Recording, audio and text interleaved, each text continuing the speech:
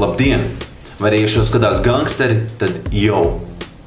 Es esmu nonācis pie tādas kā epifānijas, ka nevienam nav vajadzīgi pēteriskie diski, jo visas sērijas jau var noskatīties internetā, tāpēc priekš kam viņu pirkt. Tāpēc visas papildus lietas, kuras bija domātas diskā, es likšu iekšā mājaslapā, kur es jau esmu ielicis pirmās Pētera dzīves sērijas blooperus, kas ir kā neizmantotie kadri.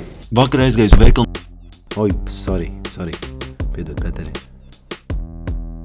Tos var noskatīties mājaslapā pdz.lv, un ik pa laikam tie tur parādīsies, un tāpēc tos ik pa laikam var iečekot, kas tur notiek. Un būtībā tas arī ir viss. Un tagad es parādīšu 5 lietas, kas atrodas manā somā. Pareizi, es nerādīšu, jo kāpēc, lai kādam tas interesētu. Tā vietā es parādīšu, kā pareizi neatvērt kokosriekstu. Man personīgi ir 3 veidi, kā to izdarīt. Pirmais pats veids ir diezgan vienkārši. Paņemat kokosriekstu, ja?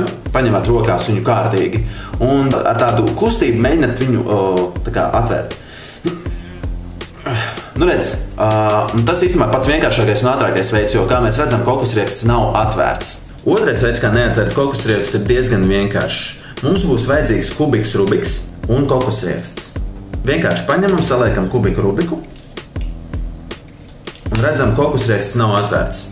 Viegli. Trešais, mans iecienītākais veids, kā neatvērt kokosriekstu, ietver sevī tumbiņas izmantošanu vai jebkādas skaņas izplatītāja izmantošanu. Tumbiņi ir jānovieto kokosrieksta tuvumā 5–10 cm attālumā. Tas, kas ir jādara, ir pavisam vienkārši. Jūs atskaņojat šādu skaņas efektu.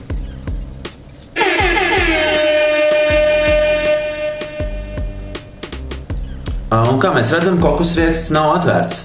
Tātad šie bija 3 veidi, kā neatvērt kokosriekstu. Paldies!